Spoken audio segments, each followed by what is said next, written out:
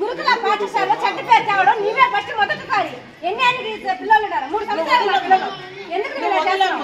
చేయడం సరే నాకు తప్పే వదిలే అవసరం లేదు స్కూల్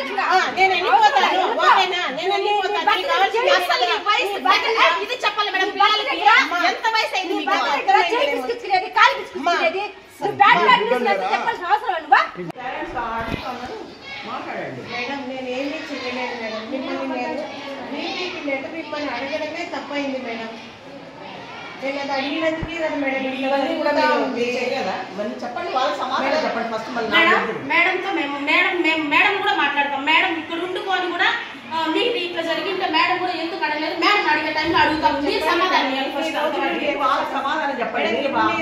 చెప్పండి నేను కొట్టలేదు మేడం నాకు అసలు తెలియని కూడా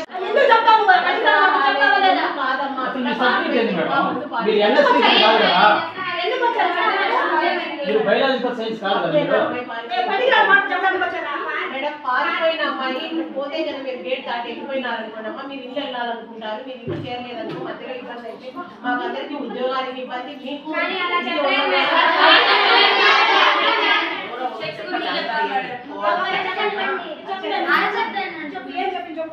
అంటే కోయట్లో దాంట్లో పనుకొస్తారంటే అట్లా చెప్పేసి వాళ్ళు కొడుకొని అందరూ కలిసి మాట్లాడి సమాధానం ఆయన దగ్గర తీసుకోండి నోరు వచ్చి మాట్లాడతాం అన్నమాట ఎట్లా చెప్తారు పిల్లలు ఎట్లా అబద్ధం చెప్తారు ఇప్పుడు ఒక పాప ఇద్దరు పాపలు అబద్ధం చెప్తారు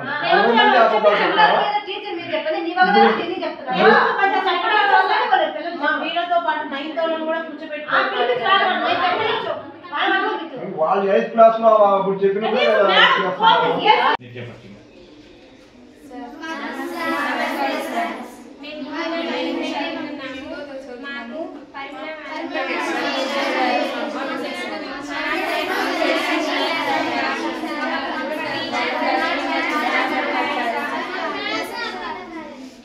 అమ్మాయిలు అందరూ అరిస్తే వినపడదు ఒక్కరే చెప్పండి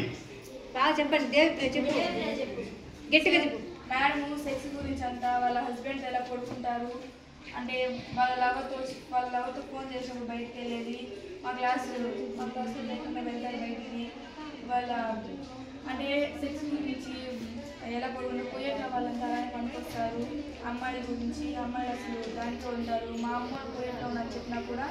మీ అమ్మలు అదే పని చేస్తానని చెప్పేసి చెప్తారు సార్. వరద ఒక మేడం గురించి కూడా బ్యాడ్గానే చెప్పాను సార్.